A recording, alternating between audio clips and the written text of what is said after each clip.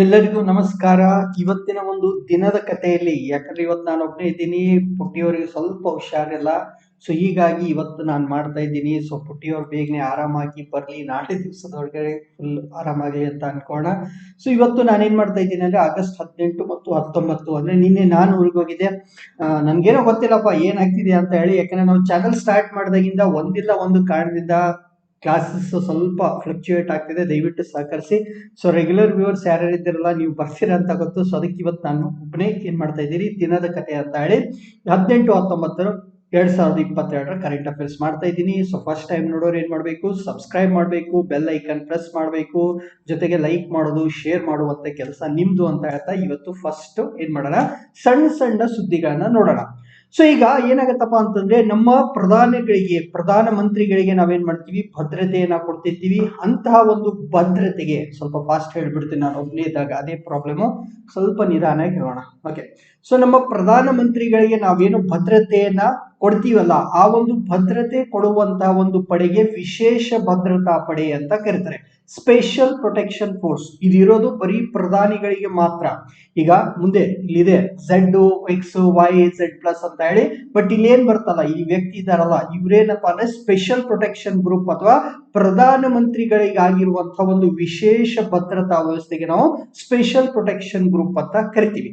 So ಅಂತಹ ಒಂದು special protection ಗ್ರೂಪಿಗೆ ನಮ್ಮ ಕರ್ನಾಟಕದ ಮುಧೋಳ ಶ್ವಾನಗಳು, ಮುಧೋಳ ನಾಯಿಗಳಂತ ಹೇಳ್ತಿದ್ವಲ್ಲ, ಸೊ ಆ ಮುಧೋಳ ನಾಯಿಗಳನ್ನ ಇಲ್ಲಿ ಕಳಿಸಿದ್ದಾರೆ. ಸೊ ನೋಡೋದಕ್ಕೆ ತುಂಬಾ ತೆಳ್ಳಗೆ, ಏನೋ ಒಂದು 6 ತಿಂಗಳಿಂದ ಊಟ ಮಾಡಿಲ್ಲ ಅನ್ನೋರ್ ತರ ಕಾಣಿಸ್ತಿರುತ್ತೆ ಈ ಮುಧೋಳದ ನಾಯಿಗಳು.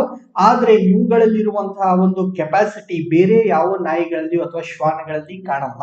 ಸೊ ಹೀಗಾಗಿ ನಮ್ಮ ಪ್ರಧಾನಿಗಳ ಭದ್ರತಾ ಒಂದು ಪಡೆಗೆ ಮುಧೋಳದ ಶ್ವಾನಗಳು ಸೇರ್ಪಡೆಯಾಗಿರುವುದು ಒಂದು ವಿಶೇಷವಾಗಿರುವುದು.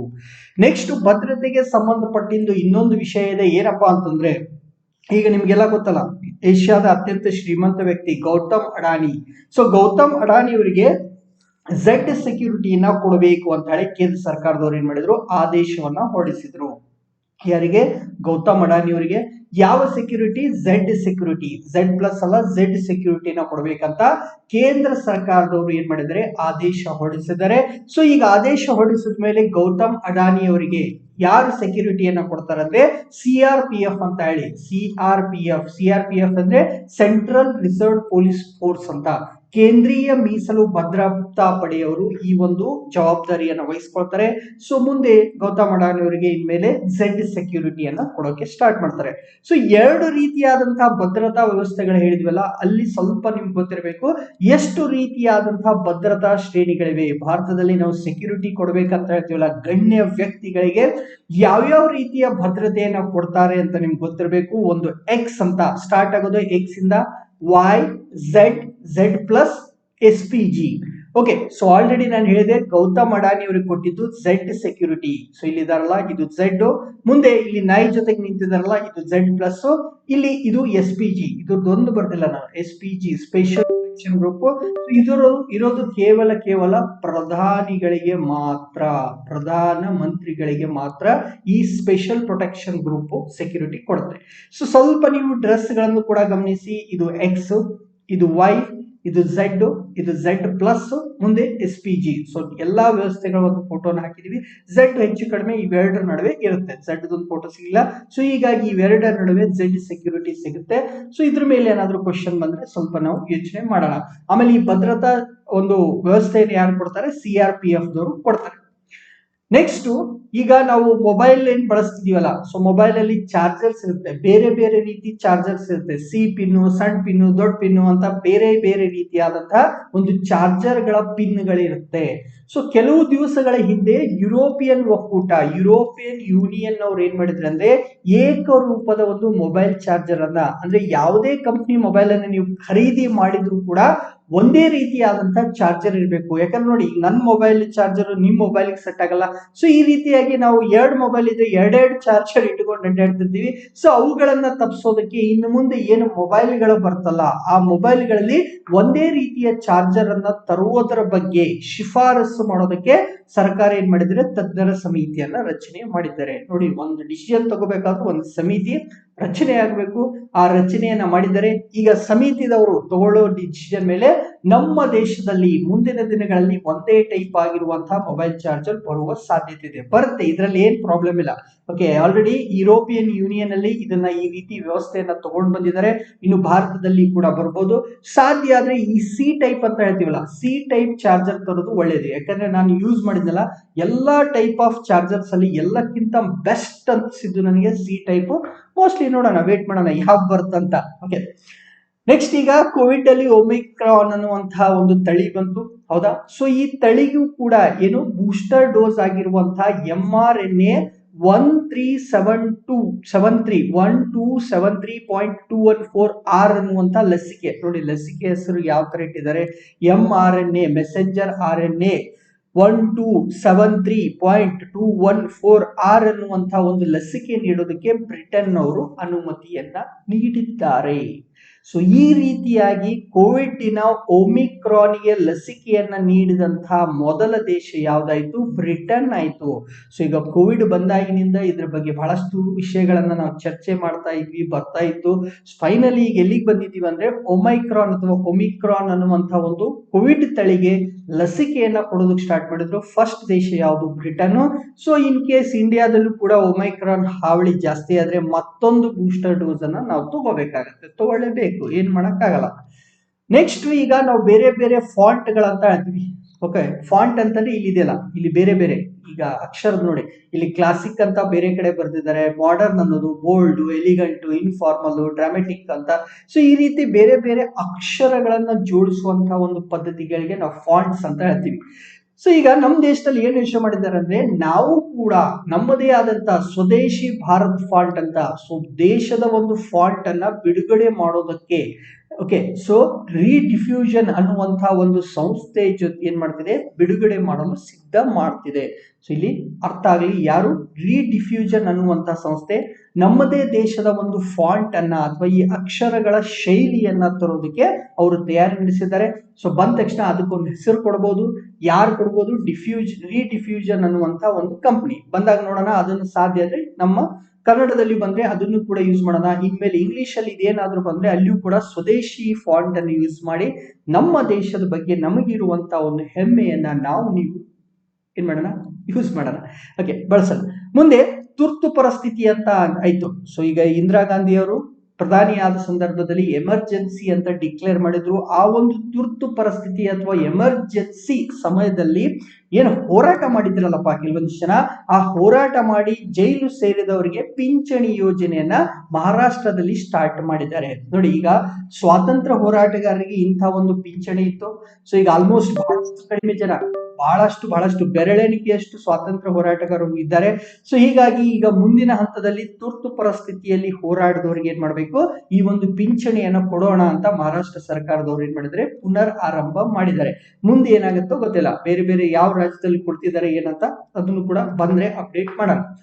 ನೆಕ್ಸ್ಟ್, ನಮ್ಮ ಕರ್ನಾಟಕದ ಎಲ್ಲಾ ಶಾಲೆ ಮತ್ತು ಪದವಿ ಪೂರ್ವ ಕಾಲೇಜುಗಳಲ್ಲಿ ಪ್ರತಿದಿನ ಮುಂಜಾನೆ ಸಾಮೂಹಿಕ ಪ್ರಾರ್ಥನೆ ಮಾಡುವ ಸಂದರ್ಭದಲ್ಲಿ ರಾಷ್ಟ್ರಗೀತೆ ಹಾಡುವುದು ಕಡ್ಡಾಯ.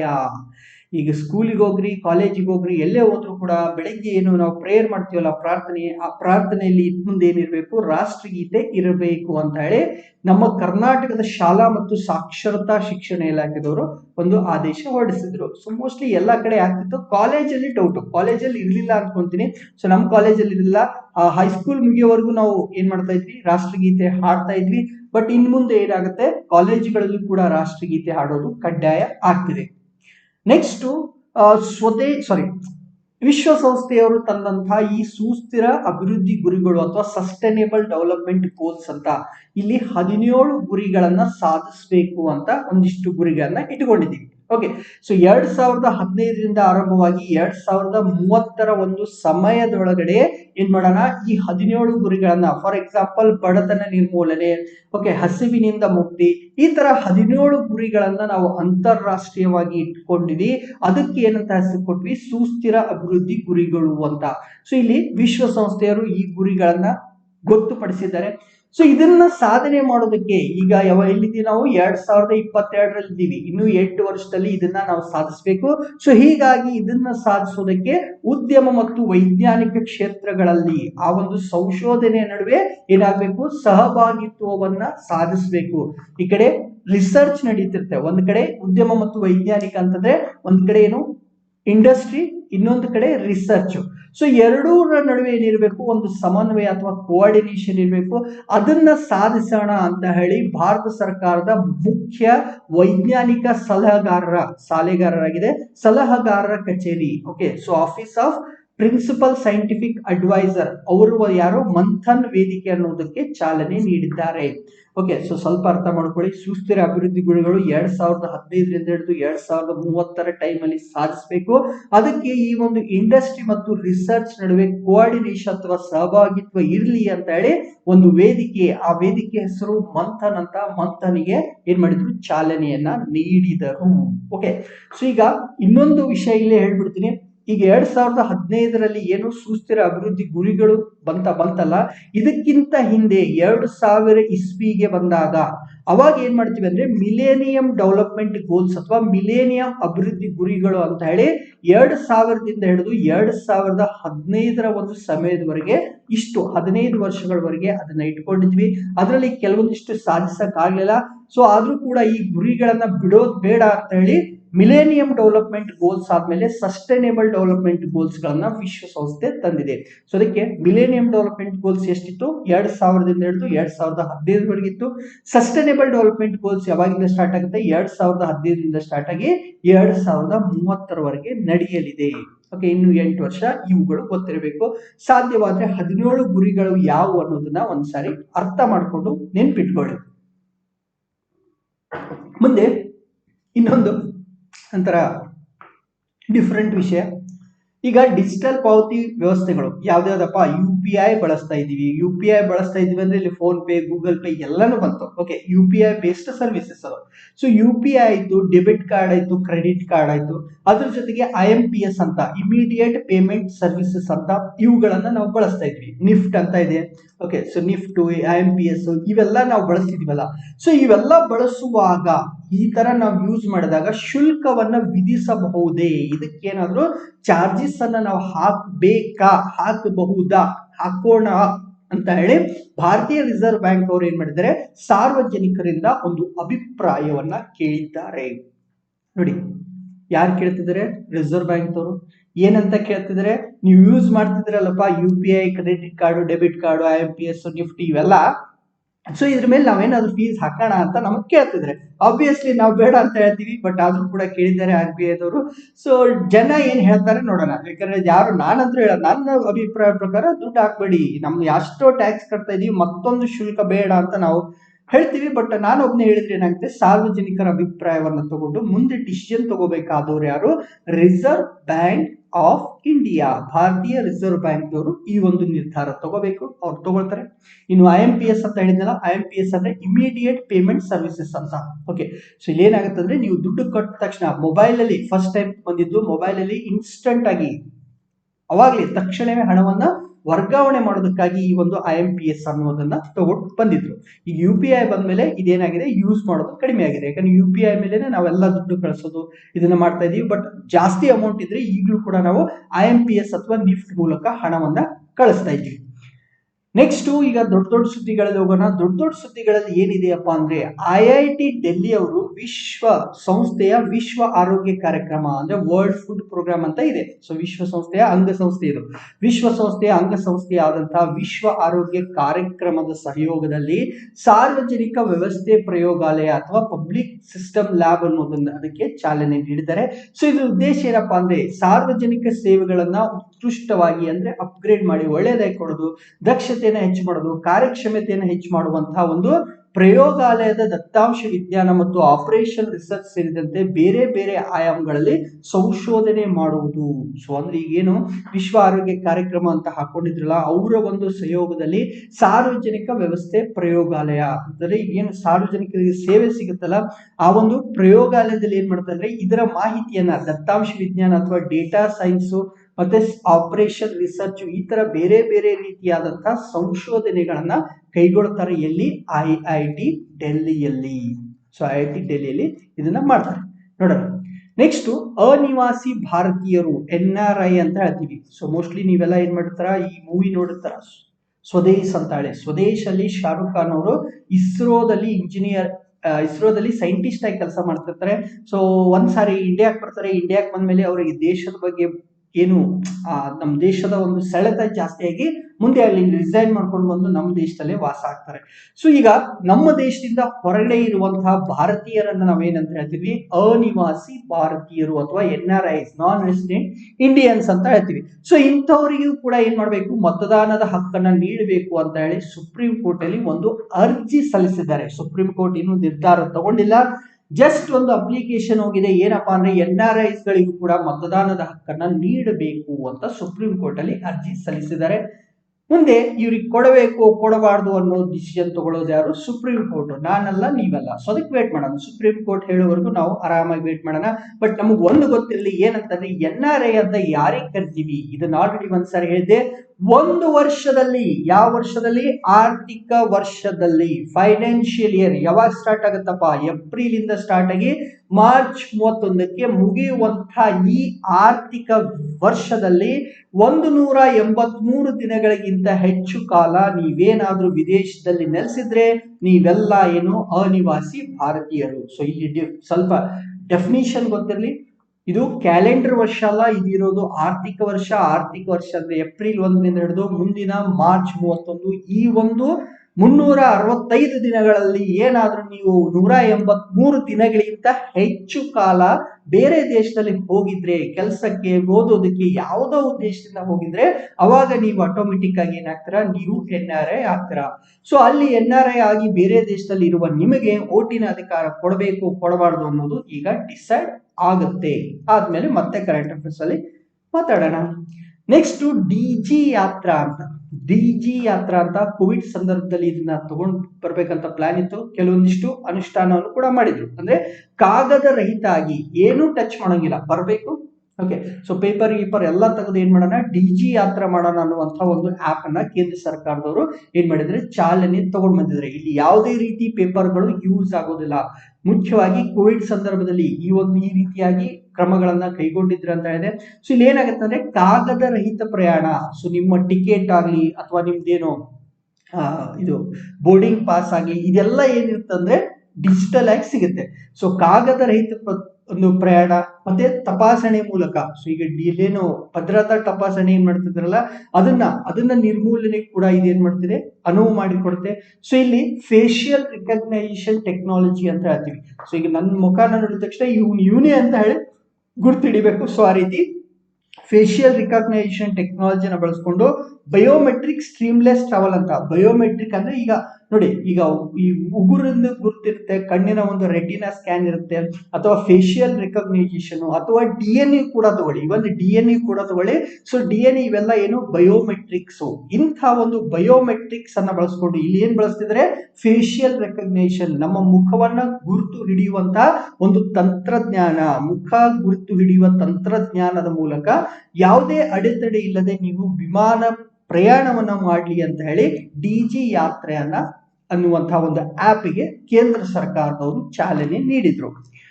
ನೆಕ್ಸ್ಟ್ ನಮ್ಮ ನೇತಾಜಿ ಸುಭಾಷ್ ಚಂದ್ರ ಬೋಸ್ ಅವರ ಬಗ್ಗೆ ಇದೆ. ಓಕೆ, ಸೊ ದೇಶ ಕಂಡ ಮಹಾನಾಯಕರು. ಒಂದು ಕಡೆ ನಾವು ಮಹಾತ್ಮ ಗಾಂಧೀಜಿ ಅಂತ ಹೇಳ್ತೀವಿ. ಓಕೆ, ಸೊ ಗಾಂಧೀಜಿ ಅವರು, ಇನ್ನೊಂದು ಕಡೆ ನೇತಾಜಿ ಅವರು. ಓಕೆ, ಸೊ ಈಗ 1-2 ನಿಮಿಷ ಹಂಗೆ ಸುಮ್ಮನೆ ಟೈಮ್ ಪಾಸ್ ಹೇಳ್ತೀನಿ. ಒಂದ್ ಕಡೆ ನಾವು ಗಾಂಧೀಜಿ ಅವ್ರನ್ನ ಇಡ್ತೀವಿ, ಇನ್ನೊಂದ್ ಕಡೆ ನೇತಾಜಿ ಅವ್ರನ್ನ ಇಡ್ತೀವಿ. ಸೊ ಇಬ್ಬರ ದಾರಿಗಳು ಬೇರೆ ಬೇರೆ. ಸೊ ಇವ್ರು ಏನ್ ಮಾಡಿದ್ರು? ನಾವು ರಕ್ತ ಹರಿಸಿ ಸ್ವಾತಂತ್ರ್ಯ ತಗೋಣ ಅಂತ ಹೇಳಿದ್ರು ಗಾಂಧೀಜಿಯವರು. ನಾವು ಪ್ರೀತಿ, ಶಾಂತಿ, ಸಹನೆ, ಸತ್ಯಾಗ್ರಹದಿಂದ ಏನ್ ಮಾಡೋಣ? ಸ್ವಾತಂತ್ರ್ಯ ಪಡೆಯೋಣ ಅಂತ ಹೇಳಿದ್ರು. ಇಬ್ಬರ ದಾರಿಗಳು ಬೇರೆ ಆಗಿದ್ರಿಂದ ಇವ್ರನ್ನ ಆ ಕಡೆ ಈ ಕಡೆ ಅಂತ ಹೇಳ್ತೀವಿ. ಬಟ್ ಒಂದು ವಿಷಯ ಗೊತ್ತಿರಲಿ, ಗಾಂಧೀಜಿ ಮತ್ತು ಸುಭಾಷ್ ಚಂದ್ರ ಬೋಸ್ ನಡುವೆ ಒಂದು ಸಂಬಂಧ ಏನಿತ್ತಲ್ಲ, ಅದು ಬಹಳ ಬಹಳ ಬಹಳ ಬಹಳ ಬಹಳ ಒಳ್ಳೆಯ ಸಂಬಂಧ ಆಗಿತ್ತು. ಸೊ ಗಾಂಧೀಜಿ ಅವರಿಗೆ ಸುಭಾಷ್ ಚಂದ್ರ ಬೋಸ್ ಅವ್ರ ಮೇಲೆ ಪ್ರೀತಿ ಇತ್ತು. ನೇತಾಜಿ ಅವರಿಗೆ ಗಾಂಧೀಜಿ ಅವ್ರ ಮೇಲೆ ಏನಿರುತ್ತೆ? ಗೌರವ ಇರುತ್ತೆ. ಸೊ ಇಬ್ರು ಅಪೋಸಿಟ್ ಪೋಲ್ ಅಲ್ಲಿ ನಿಂತರೂ ಕೂಡ ಒಬ್ಬರನ್ನೊಬ್ರು ಇಷ್ಟ ಪಡುವಂತ ವ್ಯಕ್ತಿ. ಯಾಕಂದ್ರೆ ಇಬ್ಬರಿಗೆ ಏನಿರುತ್ತಂದ್ರೆ ಭಾರತ ಸ್ವಾತಂತ್ರ್ಯ ಆಗಬೇಕು. ಸೊ ಮಾರ್ಗಗಳು ಬೇರೆ ಆದ್ರೂ ಕೂಡ ಭಾರತದ ಸ್ವಾತಂತ್ರ್ಯ ಅನ್ನೋದು ಏನು ಬಹಳ ಇಂಪಾರ್ಟೆಂಟ್ ಅಂತ ಹೇಳಿ ಇಬ್ಬರಿಗೂ ಮನವರಿಕೆ ಆಗಿತ್ತು. ಓಕೆ, ಸೊ ಅದಕ್ಕೆ ಯಾರೇ ಹೇಳಿದ್ರು ನೀವು ತಲೆ ಕೆಡಿಸ್ಕೊಬಿಡಿ. ಯಾಕಂದ್ರೆ ಆ ಟೈಮಲ್ಲಿ ಅವ್ರು ಏನಿದ್ರಲ್ಲ ಅವರಿಗೆ ತಮ್ಮತನ ಬಿಟ್ಟು ದೇಶ ಮೊದಲಿತ್ತು. ಈಗ ಗಾಂಧೀಜಿ ಅವ್ರ ಬಗ್ಗೆ ಅವ್ರು ಏನು ಹೇಳಿಲ್ಲ, ನೇತಾಜಿ ಅವ್ರ ಬಗ್ಗೆ ಗಾಂಧೀಜಿ ಅವ್ರು ಹೇಳಿಲ್ಲ. ಸುಮ್ನೆ ಏನೇನೋ ಹುಟ್ಟಿಸ್ಕೊಂಡು ಹೇಳ್ತಾರೆ, ಅದನ್ನೆಲ್ಲ ತಲೆ ಕೆಡಿಸ್ಕೊಬೇಡಿ. ಸೊ ಈಗ ನಮ್ಮ ನೇತಾಜಿಯವರ ಅಸ್ಥಿಗಳ ಬಗ್ಗೆ ಒಂದು ಚರ್ಚೆ ಆಗ್ತಿದೆ. ಏನಪ್ಪಾ ಅಂದ್ರೆ ಟೋಕಿಯೋದ ರೆಂಕೋಜಿ ಬೌದ್ಧ ದೇವಾಲಯದಲ್ಲಿ ಸುಭಾಷ್ ಚಂದ್ರ ಬೋಸ್ ಅವರ ಒಂದು ಅಸ್ಥಿಗಳನ್ನ ಸಂರಕ್ಷಿ ಇಡಲಾಗಿದೆ ಅಂತ ಹೇಳ್ತಾರೆ. ಸೊ ಇಲ್ಲಿದೆಯಲ್ಲ ಇದು ಈ ಫೋಟೋ. ಸೊ ಇದು ಟೋಕಿಯೋದು, ಜಪಾನಿನ ಟೋಕಿಯೋದಲ್ಲಿ ಇಲ್ಲಿ ನಮ್ಮ ಸುಭಾಷ್ ಚಂದ್ರ ಬೋಸ್ ಅವರ ಅಸ್ಥಿಗಳು ಇವೆ ಅಂತ ಹೇಳ್ತಾರೆ. ಸೊ ಬಹಳಷ್ಟು ಜನ ಹೋಗಿ ಅಲ್ಲಿ ನೋಡಿಕೊಂಡು ಕೂಡ ಬಂದಿದ್ದಾರೆ. ಬಟ್ ಇದು ನಿಜನೋ ಸುಳ್ಳು ಅಂತ ಗೊತ್ತಾಗ್ಬೇಕು. ಓಕೆ, ಇದೊಂದು ನಂಬಿಕೆ, ಇದು ಸರಿಯಾಗಿ ಅವ್ರದೇ ಅಸ್ಥಿ ಹೌದಾ ಅಲ್ವಾ ಅನ್ನೋದು ಗೊತ್ತಾಗಬೇಕು. ಸೊ ಹೀಗಾಗಿ ಈ ಅಸ್ಥಿಗಳನ್ನ ನಾವೇನ್ ಮಾಡ್ಬೇಕು, ಪ್ರಯೋಗಾಲಯದಲ್ಲಿ ಒಳಪಡಿಸ್ಬೇಕು. ಆ ಒಂದು DNA ಅನ್ನ ಮ್ಯಾಚ್ ಮಾಡ್ಬೇಕು. ಯಾರ ಜೊತೆಗೆ ಮ್ಯಾಚ್ ಮಾಡ್ಬೇಕಂದ್ರೆ ನಮ್ಮ ನೇತಾಜಿ ಅವರ ಪುತ್ರಿ ಆದಂತಹ ಅನಿತಾ ಬೋಸ್ ಅವರ DNA ಜೊತೆಗೆ ಮ್ಯಾಚ್ ಮಾಡಬೇಕು. ಸೊ ಹೀಗಾಗಿ ಟೋಕಿಯೋದ ರೆಂಕೋಜಿ ಬೌದ್ಧ ದೇವಾಲಯ, ನೆನಪಿರ್ಲಿ, ಜಪಾನಿನ ಟೋಕಿಯೋದ ರೆಂಕೋಜಿ ಬೌದ್ಧ ದೇವಾಲಯದಲ್ಲಿ ನೇತಾಜಿ ಅವರ ಅಸ್ಥಿಗಳನ್ನ ಇಡಲಾಗಿದೆ ಅಂತ ಮಾತಿದೆ. ಸೊ ಹೀಗಾಗಿ ನಾವು ಏನ್ ಮಾಡೋಣ, ಅನಿತಾ ಬೋಸ್ ಅವರ ಒಂದು DNA ನ ಟೆಸ್ಟ್ ಮಾಡಿಸಿದ್ರೆ ಇಬ್ಬರ DNA ಮ್ಯಾಚ್ ಆದ್ರೆ ಅದು ಖಂಡಿತವಾಗಿ ನಮ್ಮ ನೇತಾಜಿ ಅವರ ಅಸ್ಥಿ ಆಗಿರುತ್ತೆ. ಸೊ ನೇತಾಜಿ ಅವರ ಅಸ್ಥಿ ಆದ್ರೆ ನಾವೇನ್ ಮಾಡ್ಬೇಕು, ದೇಶಕ್ಕೆ ವಾಪಸ್ ತಗೊಂಡ್ ಬರ್ಬೇಕು. ಅಟ್ ಲೀಸ್ಟ್ ಅದರ ಒಂದು ದೇಶದಲ್ಲಿದ್ರೆ ನಮ್ಗೆ ಏನೋ ಒಂದು ಖುಷಿ ಆಗುತ್ತೆ. ಓಕೆ, ಸೊ ಅವರ ಅಸ್ಥಿಗಳನ್ನ ಅವಲಿಟ್ಟಿದ್ವು ಅಂತ.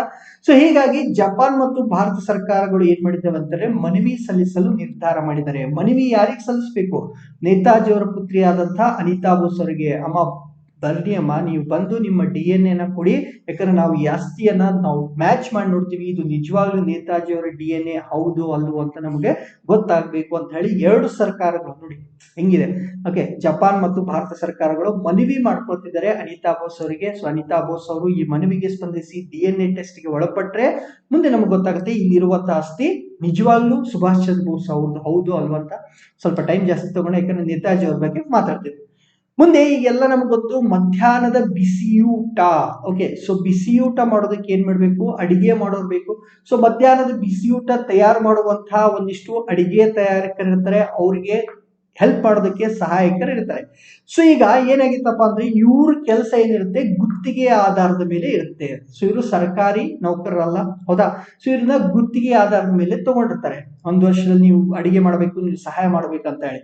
ಸೊ ಹೀಗಾಗಿ ಇವ್ರು ಏನ್ ಕೇಳ್ತಿದ್ರೆ ಅಂದ್ರೆ ನಮಗೆ ಕನಿಷ್ಠ ವೇತನ ಕಾಯ್ದೆ ಅಡಿಯಲ್ಲಿ ವೇತನ ಬೇಕು. ಮಿನಿಮಮ್ ಏನಂತ ಹೇಳ್ತೀವಿ, ವೇಜಸ್ ಆಕ್ಟ್ ಅಂತ. ಮಿನಿಮಮ್ ವೇಜಸ್ ಆಕ್ಟ್ ಅಥವಾ ಕನಿಷ್ಠ ವೇತನ ಕಾಯ್ದೆ ಅಡಿಯಲ್ಲಿ ನೀವೇನ್ ಮಾಡ್ಬೇಕು, ನಮಗೆ ವೇತನವನ್ನ ಕೊಡಬೇಕು ಅಂತ ಹೈಕೋರ್ಟಿಗೆ ಹೋಗಿದ್ರು. ಯಾರು, ಈ ಸ್ಕೂಲ್ಗಳಲ್ಲಿ ಬಿಸಿಯೂಟ ತಯಾರು ಮಾಡುವಂತಹ ಒಂದು ಅಡಿಗೆ ಮಾಡೋರು ಮತ್ತು ಅವರ ಸಹಾಯಕರು ಏನ್ ಮಾಡಿದ್ರು, ಇಲ್ಲಿ ಕೇಳಿದ್ರು. ಸೊ ಈಗ ನಮ್ಮ ಹೈಕೋರ್ಟ್ನವರು ಏನ್ ಡಿಸಿಷನ್ ಕೊಟ್ಟಿದ್ದಾರಪ್ಪ ಅಂತಂದ್ರೆ, ಈ ಕನಿಷ್ಠ ವೇತನ ಕಾಯ್ದೆ ಅಡಿಯಲ್ಲಿ ಏನು ಈ ಸಹಾಯಕರು ಮತ್ತು ಅಡಿಗೆ ತಯಾರಕರಿದ್ದಾರಲ್ಲ, ಇವರು ವೇತನ ಪಡೆಯಲು ಅರ್ಹರಲ್ಲ. ಇಲ್ಲ, ಇವರಿಗೆ ಆ ಒಂದು ಕನಿಷ್ಠ ವೇತನ ಕಾಯ್ದೆ ಅಡಿಯಲ್ಲಿ ವೇತನ ಕೊಡೋದಕ್ಕೆ ಸಾಧ್ಯ ಇಲ್ಲ ಅಂತ ಯಾರು ಹೇಳ್ತಾರೆ, ಹೈಕೋರ್ಟ್ದವ್ರು ಹೇಳ್ತಾರೆ. ಸೊ ಹೇಳಬೇಕಾದ್ರೆ ಅದಕ್ಕೊಂದು ಏನಿರ್ಬೇಕು, ಕಾರಣ ಬರಬೇಕು. ಕಾರಣ ಏನಪ್ಪಾ ಅಂತಂದ್ರೆ ಕರ್ನಾಟಕ ಕನಿಷ್ಠ ವೇತನ ನಿಯಮಗಳು 1958 ನೋಡಿ, ಆಲ್ರೆಡಿ ಕಾಯ್ದೆ ಇದೆ. ಆ ಒಂದು ಕಾಯ್ದೆ ಕರ್ನಾಟಕ ಮಿನಿಮಮ್ ವೇಜಸ್ ರೂಲ್ಸ್ 1958, ಈ ಒಂದು ಕಾಯ್ದೆಯ ಮೂಲಕ ನೀವು ಕನಿಷ್ಠ ವೇತನ ಪಡಿಬೇಕಾದ್ರೆ ನಿಮ್ಗೆ ಏನ್ ಮಾಡ್ಬೇಕಂದ್ರೆ ದಿನಕ್ಕೆ 9 ಗಂಟೆ ಕೆಲಸ ಮಾಡಿರ್ಬೇಕು. ಓಕೆ, ಸೊ ನೀವು ಕನಿಷ್ಠ ವೇತನ ಕೇಳ್ತಿದ್ದೀರಂದ್ರೆ ಈ ಕಾಯ್ದೆ ನಿಯಮಗಳು ಯಾವುದು, ಕರ್ನಾಟಕ ಕನಿಷ್ಠ ವೇತನ ನಿಯಮ 1958 ಹೇಳೋರ ಪ್ರಕಾರ ಯಾರಿಗೆ ಕನಿಷ್ಠ ವೇತನ ಕೊಡಬೇಕಂದ್ರೆ ಅವರು ದಿನದಲ್ಲಿ 9 ಗಂಟೆ ಆದ್ರೂ ಕೆಲಸದ ಮೇಲೆ ಇರಬೇಕು. ಆದ್ರೆ ಈ ಅಡಿಗೆ ತಯಾರಕರು ಮತ್ತು ಸಹಾಯಕರು ಏನಿರಲಿಲ್ಲ, ಆ ರೀತಿ 9 ಗಂಟೆ ಕೆಲಸ ಮಾಡಲ್ಲ. ಸೊ ಹೀಗಾಗಿ ನಾವು ಇದನ್ನ ಅವರಿಗೆ ವೇತನವನ್ನ ಕೊಡೋಕ್ಕಾಗಲ್ಲ ಅಂತ ಹೇಳಿ ಹೈಕೋರ್ಟ್ನವರು ಹೇಳ್ಬಿಟ್ರು. ಸೊ ಹೀಗಾಗಿ ಅವರಿಗೆ ಕನಿಷ್ಠ ವೇತನ ಸಿಗಲ್ಲ. ಯಾಕಂದ್ರೆ ಆಲ್ರೆಡಿ ಏನಿದೆ ರೂಲ್ಸ್ ಇದೆ. ರೂಲ್ಸ್ ಯಾವುದು? ಕರ್ನಾಟಕ ಕನಿಷ್ಠ ವೇತನ ನಿಯಮಗಳು 1958. ಓಕೆ, ಗೊತ್ತಿರಲಿ. ಮುಂದೆ ಬೇರೆ ಯಾರಾದ್ರೂ ಈಗ ಅಂಗನವಾಡಿಯವರು ಅಂಗನವಾಡಿಯವರು ಸರ್ಕಾರ ನೌಕರು, ಓಕೆ, ಮತ್ತೆ ಯಾರಾದ್ರೂ ಹೋಗಿ ಕೇಳಿದ್ರೆ ಅವಾಗ ಇದು ಮತ್ತೆ ಸರ್ಫೇಸಿಗೆ ಬರುತ್ತೆ. ಕರ್ನಾಟಕ ಕನಿಷ್ಠ ವೇತನ ನಿಯಮ 1958. ಈಗ ನಾವೆಲ್ಲ ಊಟ ಮಾಡ್ತೀವಪ್ಪ, ಊಟ ಮಾಡುವಾಗ ನಾವು ಫೋಕಸ್ ಮಾಡೋದೇನು? ಪೌಷ್ಟಿಕ ಅಂಶಗಳು ಅಂತ. ನಾವು ಊಟ ಮಾಡೋದ್ರಲ್ಲಿ ಪೌಷ್ಟಿಕ ಅಂಶಗಳು ಇರಬೇಕು ಅಂತ ಏನೇನೋ ತಿಂತಾ ಇರ್ತೀವಿ.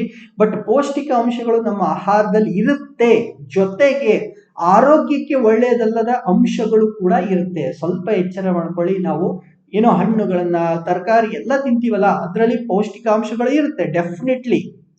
ಅದರ ಜೊತೆಗೆ ಕೆಲವೊಂದಿಷ್ಟು ಅಂಶಗಳು ಆರೋಗ್ಯಕ್ಕೆ ಒಳ್ಳೆಯದಲ್ಲದು ಇರುತ್ತೆ. ಅಂಥವುಗಳಿಗೆ ನಾವು ಆಂಟಿ ನ್ಯೂಟ್ರಿಯೆಂಟ್ ಅಂತ ಕರಿತೀವಿ. ಓಕೆ, ಸೊ ಅಂದ್ರೆ ಪೋಷಕಾಂಶ ಒಲ್ಲದವು ಕೂಡ ನಮ್ಮ ಆಹಾರದಲ್ಲಿ ಇರುತ್ತೆ. ಫಾರ್ ಎಕ್ಸಾಂಪಲ್, ಈಗ ಗಿಡ ಏನ್ ಮಾಡುತ್ತಂದ್ರೆ ಬ್ಯಾಕ್ಟೀರಿಯಾ ಅಥವಾ ಹುಳದಿಂದ ತನ್ನನ್ನು ತಾನು ರಕ್ಷಿಸಿಕೊಳ್ಳೋದಕ್ಕೆ ಲೆಕ್ಟಿನ್ ಆಗಿರ್ಬೋದು, ಟ್ಯಾನಿನ್ ಆಗಿರ್ಬೋದು, ಇಂಥ ಒಂದಿಷ್ಟು ಪದಾರ್ಥಗಳನ್ನ, ಈಗ ಗಿಡ ಬೆಳಿಬೇಕಲ್ಲ, ಗಿಡ ಬೆಳೆಯುವಾಗ ತನ್ನನ್ನು ತಾನು ಸಂರಕ್ಷಣೆ ಮಾಡ್ಕೊಳ್ಳೋದಕ್ಕೆ ಗಿಡ ತನ್ನಲ್ಲಿ ಏನ್ ಮಾಡುತ್ತೆ? ಬ್ಯಾಕ್ಟೀರಿಯಾಗಳು ಮತ್ತು ಹುಳುಗಳಿಂದ ರಕ್ಷಣೆ ಪಡೋದಕ್ಕೆ ಲೆಕ್ಟಿನ್ ಅಥವಾ ಟ್ಯಾನಿನ್ ಅನ್ನುವಂತಹ ಒಂದಿಷ್ಟು ಆಂಟಿ ನ್ಯೂಟ್ರಿಯೆಂಟ್ಗಳನ್ನ ಬಿಡುಗಡೆ ಮಾಡ್ತಿರುತ್ತೆ. ಅಂತಹ ಆಂಟಿ ನ್ಯೂಟ್ರಿಯೆಂಟ್ಗಳು ನಮ್ಮ ಆಹಾರದಲ್ಲಿ ಕೂಡ ಬಂದಿರುತ್ತೆ. ಸೊ ಹೀಗಾಗಿ ಈ ಒಂದು ವಿಷಯ ಕೂಡ ನಿಮಗೆ ಗೊತ್ತಿರಲಿ. ಇದು ಕೂಡ ಕರೆಂಟ್ ಅಫೇರ್ಸ್ ಅಲ್ಲಿ ಡಿಸ್ಕಷನ್ ಆಗಿತ್ತು. ಸೊ ಆಂಟಿ ನ್ಯೂಟ್ರಿಯೆಂಟ್ ಅಂದ್ರೇನು? ನಮ್ಮ ಆಹಾರದಲ್ಲಿರುವಂತಹ ಪೌಷ್ಟಿಕಾಂಶಗಳ ಜೊತೆಗೆ ಕೆಲವೊಂದಿಷ್ಟು ಅಪೌಷ್ಟಿಕ ಅಂಶಗಳು ಕೂಡ ಇರುತ್ತೆ. ಅವುಗಳಿಗೆ ನಾವು ಆಂಟಿ ನ್ಯೂಟ್ರಿಯೆಂಟ್ ಅಂತ ಕರಿತೀವಿ. ಎಕ್ಸಾಂಪಲ್ ಗೆ 2 ನೆನ್ಪಿಟ್ಕೊಳ್ಳಿ, ಒಂದು ಲೆಕ್ಟಿನ್, ಇನ್ನೊಂದು ಟ್ಯಾನಿನ್. ಸೊ ಇವೆರಡರ ಹೆಸರು ನಿಮಗೆ ಗೊತ್ತಿರಲಿ. ಇವು ಆಂಟಿ ನ್ಯೂಟ್ರಿಯೆಂಟ್, ಲೆಕ್ಟಿನ್ ಮತ್ತು ಟ್ಯಾನಿನ್. ನೆಕ್ಸ್ಟ್ ಮೆಗಾಲೋಡೋನ್ ಅಂತ. ಮೆಗಾಲೋಡೋನ್ ಅನ್ನುವಂಥ ಒಂದು ಶಾರ್ಕ್ ಪ್ರಜಾತಿಯ ಪರಪಕ್ಷ ಭೂಮಿಯ ಮೇಲೆ ವಾಸ ಆಗಿತ್ತು. ಸೊ ಇಲ್ಲಿ ನೋಡಿ, ಇದರ ಬಾಯಿ ಇದು. ಈ ಬಾಯಿಯಲ್ಲಿ ಮುಂದೆ ಒಬ್ಬ ಮಹಿಳೆ ನಿಂತಿದ್ದಾರೆ. ಸೊ ಅದರ ಒಂದು ಅಸ್ಥಿ, ಇದು ಯಾರ ಅಸ್ಥಿ?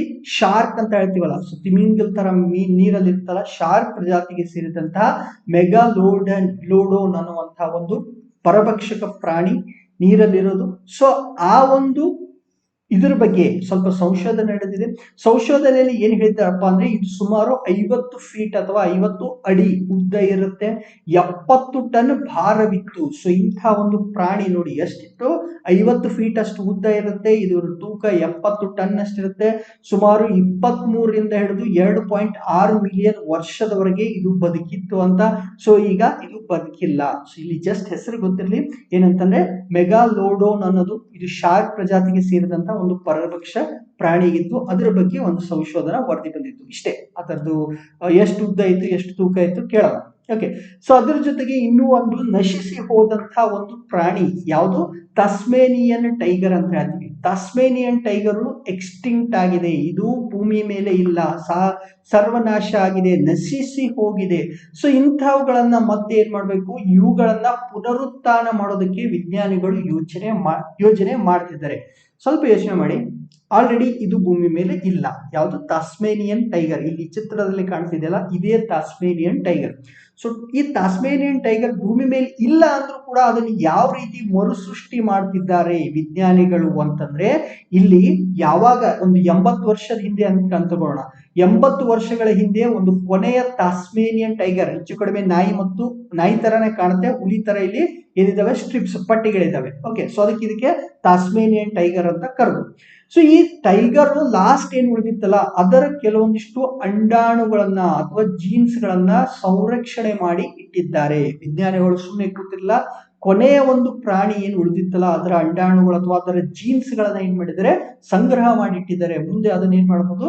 ಬೆಳೆಸಬಹುದು ಅಂತ ಹೇಳಿ. ಸೊ ಫಸ್ಟ್ ಟೈಮು ನಶಿಸಿ ಹೋದದ್ದು ಒಂದು 80 ವರ್ಷದ ಹಿಂದೆ ನಶಿಸಿ ಹೋದಂತಹ ಒಂದು ಪ್ರಾಣಿ ತಾಸ್ಮೇನಿಯನ್ ಟೈಗರು. ಅದನ್ನ ಜೀನ್ ಎಡಿಟಿಂಗ್ ಮೂಲಕ ಅದರ ವಂಶವಾಹಿಯನ್ನ ಮರು ಸಂಯೋಜನೆ ಮಾಡೋದ್ರ ಮೂಲಕ, ಓಕೆ, ಸೊ ಅದರ ವಂಶವಾಹಿನ ಮತ್ತೆ ಜೋಡಿಸಿ ಏನ್ ಮಾಡ್ಬೇಕು? ಇದನ್ನ ತಗೊಂಡ್ ಬರ್ತಿದ್ದಾರೆ. ಸೊ ಒಂದು ಸಾರಿ ಈ ಒಂದು ತಾಸ್ಮೇನಿಯನ್ ಟೈಗರ್ ಅನ್ನ ನಾವು ಹುಟ್ಟಿಸಿದ್ರೆ, ಸೊ ಅವುಗಳನ್ನ ಮತ್ತೆ ಈ ಆಸ್ಟ್ರೇಲಿಯಾದ ತಾಸ್ಮೇನಿಯಾ ಭಾಗದಲ್ಲಿ ಇವುಗಳನ್ನ ಬಿಡಬೇಕು ಅಂತ ಹೇಳಿ ವಿಜ್ಞಾನಿಗಳು ಯೋಚನೆ ಮಾಡಿದ್ದಾರೆ. ಸೊ 2 ಬಂದ್ರೆ ಸಾಕು, ಒಂದು ಗಂಡು ಒಂದು ಹೆಣ್ಣು ಬಂತಂದ್ರೆ ಆ ತಾಸ್ಮೇನಿಯನ್ ಟೈಗರ್ಸ್ ಗಳ ಸಂತತಿಯನ್ನ ಹೆಚ್ಚಿಸಬಹುದು. ಇದೊಂದು ಬಹಳಷ್ಟು ಇಂಟ್ರೆಸ್ಟಿಂಗ್ ಕೇಸು. ನಶಿಸಿ ಹೋದಂತಹ ಒಂದು ಪ್ರಜಾತಿಯನ್ನ ಮತ್ತೆ ಒಂದು ಸಾರಿ ಭೂಮಿಯಲ್ಲಿ ನೋಡುವಂತಹ ಅವಕಾಶವನ್ನ ನಾವು ತಪ್ಪಿಸ್ಕೊಳ್ಳೋದು ಬೇಡ, ನೀವು ತಪ್ಪಿಸ್ಕೋಬೇಡಿ. ಓಕೆ, ಯಾರು ತಪ್ಪಿಸ್ಕೋಬೇಡಿ, ನೋಡೋಣ, ವೇಟ್ ಮಾಡೋಣ ಯಾವಾಗ ಮತ್ತೆ ಭೂಮಿ ಮೇಲೆ ಈ ತಾಸ್ಮೇನಿಯನ್ ಟೈಗರ್ಗಳು ಸಂಚಾರ ಮಾಡುತ್ತೆ ಆ ಒಂದು ಅದ್ಭುತ ಕ್ಷಣಕ್ಕಾಗಿ ನಾವು ನೀವು ಕುತೂಹಲದಿಂದ ಕಾಯೋಣ. ಅಂದ್ರೆ ಒಂದು 5-6 ವರ್ಷ ಹೋಗುತ್ತೆ, ಸುಮ್ಮನೆ ಹೇಳಿದೆ. ಓಕೆ, ನೆಕ್ಸ್ಟ್ ಆಂಟಿ ನ್ಯೂಟ್ರಿಯೆಂಟ್ ಆಗಿತ್ತಲ್ಲ, ಸಾರಿ ಮತ್ತೆ ಬಂತು. ಓಕೆ, ಮದರ್ ಹೀರೋಯಿನ್ ಅಂತ. ಸೊ ಹೀರೋಯಿನ್ ಅಂದ್ರೆ ಗೊತ್ತಲ್ಲ, ಹೀರೋಯಿನ್ ಅಂದ್ರೆ ನಾಯಕಿ ಅಂತ. ಸೊ ಈಗ ತಾಯಿಯನ್ನ ನಾಯಕಿಯಾಗಿ ಮಾಡಕ್ ಹೋಗ್ತಿದ್ದಾರೆ. ಯಾವ ರೀತಿ ನಾಯಕಿಯಾಗಿ ಮಾಡಕ್ ಹೋಗ್ತಿದ್ದಾರಪ್ಪ ಅಂತಂದ್ರೆ, ಈಗ ರಷ್ಯಾದವ್ರು ಏನ್ ಮಾಡಿದ್ರು, ಈ ಕೋವಿಡ್ ಬಿಕ್ಕಟ್ಟಾಯ್ತು, ಉಕ್ರೇನ್ ಅಲ್ಲಿ ಸುಮ್ಮನೆ ಯುದ್ಧವನ್ನು, ಸುಮ್ಮನೆ ಅಲ್ಲ, ಕಾರಣ ಇದೆ. ಸೊ ಉಕ್ರೇನ್ ಅಲ್ಲಿ ಯುದ್ಧ ಮಾಡ್ತಿದ್ದಾರೆ, ಕೋವಿಡ್ ಬಿಕ್ಕಟ್ಟು ನಡೀತಿದೆ. ಸೊ ಹೀಗಾಗಿ ರಷ್ಯಾದಲ್ಲಿ ಜನಸಂಖ್ಯೆ ಬಹಳಷ್ಟು ಕ್ಷೀಣಿಸ್ತಾ ಇದೆ. ಸೊ ರಷ್ಯಾದಲ್ಲಿ ನಮ್ಗಿಂತ ಬಹಳ ಕಡಿಮೆ ಅವ್ರ ಜನಸಂಖ್ಯೆ. ಓಕೆ, ಸೊ ಈ ಯುದ್ಧದಲ್ಲಿ ಎಲ್ಲಾ ಸಾಯ್ತಾರೆ ಮತ್ತು ಕೋವಿಡ್ ಟೈಮ್ ಅಲ್ಲೆಲ್ಲ ಇದು ಪ್ರಾಬ್ಲಮ್ ಆಗಿ ಬಹಳಷ್ಟು ಜನ ಏನಾಗ್ತಿಲ್ಲ, ಇಲ್ಲಿ ಜನಸಂಖ್ಯೆ ನಿಧಾನವಾಗಿ ಕಡಿಮೆ ಆಗ್ತಿದೆ. ಸೊ ಹೀಗಾಗಿ ರಷ್ಯಾದ ಅಧ್ಯಕ್ಷರಾದಂತಹ ವ್ಲಾಡಿಮಿರ್ ಪುಟಿನ್ ಅವರು ಹೊಸ ಯೋಜನೆಯನ್ನ ಘೋಷಣೆ ಮಾಡಿದ್ದಾರೆ. ಆ ಯೋಜನೆಯೇ ಮದರ್ ಹೀರೋಯಿನ್. ಸೊ ಏನಪ್ಪಾ ಅಂದ್ರೆ ಸ್ವಲ್ಪ ಕಾಮಿಡಿ ಇದೆ. ಏನಪ್ಪಾ ಅಂತಂದ್ರೆ, ಈಗ ಒಂದು ವೇಳೆ ರಷ್ಯಾದಂತಹ ದೇಶದಲ್ಲಿ 10 ಅಥವಾ ಅದಕ್ಕಿಂತ ಹೆಚ್ಚು ಮಕ್ಕಳನ್ನ ಹೆರುವಂತಹ ರಷ್ಯನ್ ತಾಯಿಗೆ ಏನ್ ಮಾಡತ್ತಾರೆ ಅಂದ್ರೆ 1 ಮಿಲಿಯನ್ ರೂಬ್ಲೆಯನ್ನ, ಅವ್ರ ದುಡ್ಡು, ಅವರ ಕರೆನ್ಸಿ, ಆ ಒಂದು ರೂಬ್ಲೆಯನ್ನ ಗೌರವವಾಗಿ ನೀಡುವಂತಹ ಒಂದು ಯೋಜನೆಗೆ ನಾವೇನಂತ ಹೇಳ್ತಿದ್ವಿ, ಮದರ್ ಹೀರೋಯಿನ್ ಅಂತ. ಸೊ ಇದು ನನಗನ್ಸೋ ಮಟ್ಟಿಗೆ ಇದು ಸಾಧ್ಯ ಆಗಲ್ಲ. ಯಾಕಂದ್ರೆ ರಷ್ಯಾದಂತಹ ದೇಶಗಳಲ್ಲಿ ಒಂದು ಮಗುನ ಹೆರೋದಕ್ಕೂ ಕೂಡ ಅವ್ರು ಯೋಚನೆ ಮಾಡ್ತಾರೆ. ಸೊ ಇಂತಹ ಸಂದರ್ಭದಲ್ಲಿ 10 ಅಥವಾ ಅದಕ್ಕಿಂತ ಹೆಚ್ಚು ಮಕ್ಕಳನ್ನ ಹುಟ್ಟಿಸೋದು ಅದು ನನಗಂತೂ ಪಾಸಿಬಲ್ ಅನಿಸಿಲ್ಲ. ಬಟ್ ಜನಸಂಖ್ಯೆ ಹೆಚ್ಚಾಗ್ಲಿ, 10 ಮಕ್ಕಳನ್ನ ಹುಟ್ಟಿಸ್ಲಿ ತಾಯಂದಿರು ಅಂತ ಹೇಳಿ ಅಲ್ಲಿನ ಒಂದು ಪರಿಸ್ಥಿತಿಗೆ ಅನುಗುಣವಾಗಿ ಅಲ್ಲಿನ ಅಧ್ಯಕ್ಷರು ಈ ಒಂದು ಡಿಸಿಷನ್ ಅನ್ನ ತಗೊಂಡಿದ್ದಾರೆ. ಇದು ನಮ್ಮ ಸಮಸ್ಯೆ ಇಲ್ಲ, ಯಾಕಂದ್ರೆ ನಾವು ಇಲ್ಲಿ ಜನಸಂಖ್ಯೆ ಹೆಚ್ಚಾಗ್ತಿದೆ ಅಂತ ನಾವು ಒದ್ದಾಡ್ತಿದೀವಿ, ಅಲ್ಲಿ ಜನಸಂಖ್ಯೆ ಹೆಚ್ಚಲಿ ಅಂತ ಹೇಳಿ ಅವ್ರು ಒದ್ದಾಡ್ತಿದ್ದಾರೆ. ಜೀವನ ಅಂದ್ರೆ ಹಿಂಗೆ, ಒಂದ್ಸಾರಿ ಒಂದ್ ಕಡೆ ಹಿಂಗಾಗತ್ತೆ, ಒಂದ್ ಕಡೆ ಹಿಂಗಾಗತ್ತೆ. ಸೊ ಒಂದ್ ಕಡೆ ಮಳೆ ಜಾಸ್ತಿ ಆದ್ರೆ ಇನ್ನೊಂದ್ ಕಡೆ ಬರ ಬರುತ್ತೆ ಅಂತ ಹೇಳ್ತೀವಲ್ಲ, ಅದೇ ತರ ಭಾರತದಲ್ಲಿ ಜನಸಂಖ್ಯೆ ಸಮಸ್ಯೆ ಆದ್ರೆ ರಷ್ಯಾದಲ್ಲಿ ಜನಸಂಖ್ಯೆ ಕಡಿಮೆ ಆಗ್ತಿರೋದು ಸಮಸ್ಯೆ. ಮುಂದೆ ಚೀನಾದಲ್ಲಿಯೂ ಕೂಡ ಈ ಸಮಸ್ಯೆ ಬರುತ್ತೆ, ಅದು ಬಂದಾಗ ಮಾತಾಡೋಣ. ಮುಂದೆ ಹಸಿರು ನ್ಯಾಯಮಂಡಳಿ, ನ್ಯಾಷನಲ್ ಗ್ರೀನ್ ಟ್ರಿಬ್ಯುನಲ್ ಅಂತ ಹೇಳ್ತೀವಿ. ಓಕೆ, ಸೊ ರಾಷ್ಟ್ರೀಯ ಹಸಿರು ಮಂಡಳಿದವರು ಅವರು ಒಂದು ಸೂಚನೆಯನ್ನ ಕೊಟ್ಟಿದ್ದಾರೆ. ಯಾರಿಗೆ? ಜಿಲ್ಲಾಧಿಕಾರಿಗಳಿಗೆ. ದೇಶದಲ್ಲಿರುವಂತಹ ಎಲ್ಲಾ ಜಿಲ್ಲಾಧಿಕಾರಿಗಳಿಗೆ ರಾಷ್ಟ್ರೀಯ ಹಸಿರು ಮಂಡಳಿ ಒಂದು ಸೂಚನೆಯನ್ನ ಕೊಟ್ಟಿದೆ. ರಾಷ್ಟ್ರೀಯ ಹಸಿರು ಮಂಡಳಿಯವರು ನಮ್ಮದ ಒಂದು ಜಿಲ್ಲಾಧಿಕಾರಿಗಳಿಗೆ, ಡಿಸಿಗಳಿಗೆ ಏನ್ ಸೂಚನೆ ಕೊಟ್ಟಿದ್ದಾರೆ ಅಂತಂದ್ರೆ, ಈಗ ಹಬ್ಬಗಳು ನಡೀತಪ್ಪ, ಏನಂತಂದ್ರೆ ಗಣೇಶ ಚತುರ್ಥಿ, ದುರ್ಗಾ ಪೂಜೆ. ಓಕೆ, ಸೊ ಈ ರೀತಿ ಹಬ್ಬ ನಡೆದಾಗ ನಾವೇನ್ ಮಾಡ್ತೀವಿ, ರಸ್ತೆಗಳ ಮೇಲೆ ಪೆಂಡಾಲ್ ಅಥವಾ ಡೇರಾ ಅಂತಂದ್ರೆ ಪೆಂಡಾಲ್, ಈ ತರ ಊಟ ಹಾಕೋದಕ್ಕೆ ಏನು ನಾವು ಈ ಮಂಟಪಗಳನ್ನ ಹಾಕ್ತಿವಲ್ಲ ಅವುಗಳಿಗೆ ಡೇರಾ ಅಂತ ಹೇಳ್ತಾರೆ. ಅಥವಾ ಸ್ವಾಗತ ಕಮಾನುಗಳನ್ನ, ದೊಡ್ಡ ಸ್ವಾಗತ ಅಂತ ಹೇಳಿ ಕಮಾನುಗಳನ್ನ ಹಾಕ್ತಿವಲ್ಲ, ಇವುಗಳಿಗೆ ಅವಕಾಶ ನೀಡಬೇಡಿ ಅಂತ ಹೇಳಿ ರಾಷ್ಟ್ರೀಯ ಹಸಿರು ಮಂಡಳಿದವರು ಜಿಲ್ಲಾಧಿಕಾರಿಗಳು ಹೇಳಿದ್ರು. ಸೊ ಅಂದ್ರೆ ಹಬ್ಬದ ಟೈಮಲ್ಲಿ ಪೆಂಡಾಲ್ ಹಾಕೋದು ಅಥವಾ ಕಮಾನ್ಗಳನ್ನ ಕಟ್ಟೋದು ಇಂಥದಕ್ಕೆಲ್ಲ ನೀವು ಪರ್ಮಿಷನ್ ಕೊಡಬೇಡಿ ಅಂತ ಜಿಲ್ಲಾಧಿಕಾರಿಗಳಿಗೆ ಹೇಳಿದ್ದಾರೆ. ಸೊ ಅದು ಇಂಪಾರ್ಟೆಂಟ್ ಅಲ್ಲ. ಇಲ್ಲಿ ನ್ಯೂಸ್ ಇದೆ ಏನಂತಾರೆ, ಏನು ಹಸಿರು ಮಂಡಳಿ ಅನ್ನೋದನ್ನ ಸ್ವಲ್ಪ ಮತ್ತೊಂದು ಸಾರಿ ನೋಡೋಣ. ಸೊ ರಾಷ್ಟ್ರೀಯ ಹಸಿರು ಮಂಡಳಿ ಅಥವಾ ನ್ಯಾಷನಲ್ ಗ್ರೀನ್ ಟ್ರಿಬ್ಯುನಲ್ ಅನ್ನ ನಾವು 2010ರಲ್ಲಿ ಸ್ಥಾಪನೆ ಮಾಡಿದ್ವಿ. ಸ್ಥಾಪನೆ ಮಾಡುವಾಗ ಒಂದು ಕಾಯ್ದೆ ಬಂತು. ಆ ಕಾಯ್ದೆ ಏನಂತಂದ್ರೆ ನ್ಯಾಷನಲ್ ಗ್ರೀನ್ ಟ್ರಿಬ್ಯುನಲ್ ಆಕ್ಟ್ ಅಥವಾ ರಾಷ್ಟ್ರೀಯ ಹಸಿರು ಮಂಡಳಿ ಕಾಯ್ದೆ 2010. ಈ ಒಂದು ಕಾಯ್ದೆಯ ಅಡಿಯಲ್ಲಿ ಸ್ಥಾಪಿತವಾದಂತಹ ಒಂದು ಶಾಸನಾತ್ಮಕ ಸ್ಟ್ಯಾಟ್ಯೂಟರಿ ಬಾಡಿಗೆ ನಾವು ರಾಷ್ಟ್ರೀಯ ಹಸಿರು ಮಂಡಳಿ ಅಂತ ಕರಿತೀವಿ. ಸೊ ಇವ್ರ ಮುಖ್ಯ ಕೆಲಸ ಏನಪ್ಪಾ ಅಂದ್ರೆ ಪರಿಸರ ಸಂರಕ್ಷಣೆ ಮತ್ತು ನೈಸರ್ಗಿಕ ಸಂಪನ್ಮೂಲಗಳ ರಕ್ಷಣೆ ಬಗ್ಗೆ ಇರುವಂತಹ ಪ್ರಕರಣಗಳನ್ನ ತ್ವರಿತವಾಗಿ ವಿಲೇವಾರಿ ಮಾಡೋದು. ಸೊ ಏನಾಗ್ತಿತ್ತಂದ್ರೆ, ಈಗ ಪರಿಸರಕ್ಕೆ ಸಂಬಂಧಪಟ್ಟಂತ ಯಾವುದೇ ಕೇಸು ಸುಪ್ರೀಂ ಕೋರ್ಟಿಗೆ ಹೋದ್ರೆ ವರ್ಷಾನುಗಟ್ಲೆ ಟೈಮ್ ತಗೊಳ್ತಿತ್ತು. ಯಾಕಂದ್ರೆ ಸುಪ್ರೀಂ ಕೋರ್ಟ್ ಅಲ್ಲಿ ಏನಿರ್ತಾರಲ್ಲ ಆ ಜಡ್ಜಸ್ಗೆ ಪರಿಸರ ಅಥವಾ ಪರ್ಯಾವರಣದ ಬಗ್ಗೆ ಅಷ್ಟು ನಾಲೆಜ್ ಇರಲ್ಲ. ಸೊ ಹೀಗಾಗಿ ಅವರು ಅದನ್ನ ಅರ್ಥ ಮಾಡ್ಕೊಂಡು ಮತ್ತೆ ಅಲ್ಲಿ ಎಷ್ಟು ಸಾಧಕ ಬಾಧಕಗಳನ್ನ ವಿಚಾರ ಮಾಡಿ ಅದಕ್ಕೆ ಒಂದು ಜಡ್ಜ್ಮೆಂಟ್ ಕೊಡ್ಬೇಕು. ಮತ್ತೆ ಅದಕ್ಕೆ ವಿರುದ್ಧವಾದಂತಹ ಒಂದು ವಾದ ಬಂದ್ರೆ ಅಲ್ಲಿ ಬಹಳಷ್ಟು ಟೈಮ್ ಹೋಗ್ತಾ ಇತ್ತು. ಸೊ ಹೀಗಾಗಿ ಪರಿಸರ ಸಂರಕ್ಷಣೆ ಮತ್ತು ನೈಸರ್ಗಿಕ ಸಂಪನ್ಮೂಲಗಳ ರಕ್ಷಣೆಗೆ ಸಂಬಂಧಪಟ್ಟಂತ ಪ್ರಕರಣಗಳನ್ನ ನೋಡೋದಕ್ಕೆ ಒಂದು ಸೆಪರೇಟ್ ಆದಂತಹ ಒಂದು ನ್ಯಾಯಮಂಡಳಿ ಸ್ಥಾಪನೆ ಮಾಡಿದ್ರು. ಅದುವೇ ಹಸಿರು ರಾಷ್ಟ್ರೀಯ ಹೆಸರು ನ್ಯಾಯಮಂಡಳಿ. ಓಕೆ, ಸೊ ಇವ್ರು ಏನ್ ಮಾಡ್ಬೇಕಂದ್ರೆ ಇವರು ತ್ವರಿತವಾಗಿ ಕೇಸ್ಗಳನ್ನ ವಿಲೇವಾರಿ ಮಾಡಬೇಕು. ಅಂದ್ರೆ ಒಂದು ಸಾರಿ ಕೇಸ್ ಬಂದ್ರೆ 6 ತಿಂಗಳ ಒಳಗಾಗಿ, ತ್ವರಿತ ಅಂತಂದ್ರೆ ಒಮ್ಮೆ ಕೇಸ್ ಬಂದ್ಮೇಲೆ 6 ತಿಂಗಳ ಒಳಗಾಗಿ ಅದರ ತೀರ್ಪನ್ನ ಏನ್ ಮಾಡ್ಬೇಕು, ಈ ನ್ಯಾಷನಲ್ ಗ್ರೀನ್ ಟ್ರಿಬ್ಯುನಲ್ ಅವರು ನೀಡಲೇಬೇಕು. ಸೊ ಅಂತ ಒಂದು ಕಂಡೀಷನ್ ಜೊತೆಗೆ ಸ್ಟಾರ್ಟ್ ಆದಂತಹ ಒಂದು ಸಂಸ್ಥೆ. ಸೊ ಈ ತರ ಪರ್ಯಾವರಣ ಅಥವಾ ನಿಸರ್ಗಕ್ಕೆ ಸಂಬಂಧಪಟ್ಟಂತಹ ಒಂದು ನ್ಯಾಯಮಂಡಳಿಯನ್ನ ಸ್ಥಾಪನೆ ಮಾಡಿದ 3ನೇ ದೇಶ ನಮ್ಮ ಭಾರತ. ಸೊ ಅದು ಗೊತ್ತಿರಲಿ, ಫಸ್ಟ್ ಆಸ್ಟ್ರೇಲಿಯಾದಲ್ಲಿ ಸ್ಟಾರ್ಟ್ ಆಯ್ತು, ಅದಾದ್ಮೇಲೆ ನ್ಯೂಜಿಲೆಂಡ್ ಅಲ್ಲಿ ಸ್ಟಾರ್ಟ್ ಆಯ್ತು, 3ನೇ ದೇಶ ಭಾರತ. ಅಂದ್ರೆ ಪರಿಸರಕ್ಕೆ ಸಂಬಂಧಪಟ್ಟಂತಹ ಒಂದು ವಿಶೇಷವಾದಂತಹ ಒಂದು ಕೋರ್ಟ್ ಅನ್ನ ಸ್ಥಾಪಿಸಿದಂತಹ ದೇಶ, ಜಗತ್ತಿನ 3ನೇ ದೇಶ ನಮ್ಮ ಭಾರತ ಆಗಿದೆ. ಓಕೆ, ಸೊ ಇದ್ರ ಜೊತೆಗೆ ಇನ್ನೊಂದೆರಡು ಮಾಹಿತಿ, ಇದರ ಪ್ರಧಾನ ಕಚೇರಿ, ಮುಖ್ಯ ಕಚೇರಿ ಇರೋದು ಎಲ್ಲಿ, ನವದೆಹಲಿಯಲ್ಲಿ. ಅದ್ರ ಜೊತೆಗೆ ಭೋಪಾಲ, ಪುಣೆ, ಕೋಲ್ಕತ್ತಾ ಮತ್ತು ಚೆನ್ನೈಯಲ್ಲಿ ಪ್ರಾದೇಶಿಕ ಪೀಠಗಳು, ರೀಜನಲ್ ಏನಿದಾವೆ ಟ್ರಿಬ್ಯುನಲ್ಸ್ ಗಳಿವೆ. ಸೊ ಒಟ್ಟು 5 ಏನಿದೆ ನ್ಯಾಯಪೀಠಗಳಿವೆ. ಸೊ ಅದರಲ್ಲಿ ಹೆಡ್ ಕ್ವಾರ್ಟರ್ ಅಥವಾ ಪ್ರಧಾನ ಪೀಠ ಇರೋದಲ್ಲಿ ನಮ್ಮ ನವದೆಹಲಿಯಲ್ಲಿ. ಇನ್ನು ಪ್ರಾದೇಶಿಕ ಪೀಠಗಳಲ್ಲಿ ಒಂದು ಭೋಪಾಲಲ್ಲಿ, ಇನ್ನೊಂದು ಪುಣೆಯಲ್ಲಿ, ಸಮೀಪ ಆಯ್ತು ಇರ್ಲಿ. ಸೊ 3ನೇದು ಕಲ್ಕತ್ತಾದಲ್ಲಿ, 4ನೇದು ಚೆನ್ನೈಯಲ್ಲಿ. ಸೊ 4 ಏನಿದಾವಲ್ಲ, 4 ಈ ಒಂದು ಪ್ರಾದೇಶಿಕ ಪೀಠಗಳಿವೆ. ಇದನ್ನ ನೆನ್ಪಿಟ್ಕೊಳ್ಳಿ. ನೆಕ್ಸ್ಟ್ ನಮಸ್ತೆ ಯೋಜನೆ ಅಂತ. ನಮಸ್ತೆ means national action for mechanised sanitation ecosystem ಅಂತ. ಸೊ ಈ ಚಿತ್ರ ನೋಡಿ, ಈ ಚಿತ್ರದಲ್ಲಿ ಒಬ್ಬ ಪೌರ ಕಾರ್ಮಿಕರು ಏನ್ ಮಾಡ್ತಿದ್ರೆ, ಆ ಒಂದು ಏನು ಹೊಲಸಾಗಿರುವಂತ ಜಾಗನ ಕ್ಲೀನ್ ಮಾಡ್ತಿದ್ರೆ. ಸೊ ಇಂಥವರಿಗೆ ಒಂದು ಯೋಜನೆಯನ್ನ ತಗೊಂಡ್ಬಂದು ಅದಕ್ಕೆ ನಮಸ್ತೆ ಅಂತ ಹೆಸರಿಟ್ರು. ನಮಸ್ತೆ ಅಂದ್ರೆ national action for mechanised sanitation ecosystem ಅಂತ. ಸೊ ಈ ಒಂದು ಕಾರ್ಯಕ್ರಮ ಇದೆಯಲ್ಲ, ಇದು ಕೇಂದ್ರ ಸಾಮಾಜಿಕ ಸಬಲೀಕರಣ ಸಚಿವಾಲಯ, ಕೇಂದ್ರ ವಸತಿ ಮತ್ತು ಮತ್ತು ನಗರ ವ್ಯವಹಾರಗಳ ಸಚಿವಾಲಯದ ಸಹಭಾಗಿತ್ವದಲ್ಲಿ, ಅಂದ್ರೆ ಈ ಕಾರ್ಯಕ್ರಮ ಅನುಷ್ಠಾನ ಮಾಡಬೇಕಾದವರು ಯಾರು, ಒಂದು ಸಾಮಾಜಿಕ ಸಬಲೀಕರಣ ಸಚಿವಾಲಯ, ಎರಡನೇದು ವಸತಿ ಮತ್ತು ನಗರ ವ್ಯವಹಾರಗಳ ಸಚಿವಾಲಯ. ಇವರಿಬ್ಬರು ಸೇರ್ಕೊಂಡು ನಮಸ್ತೆ ಎನ್ನುವಂತ ಒಂದು ಯೋಜನೆಯನ್ನ ಮುಂದೆ ತರಬೇಕು.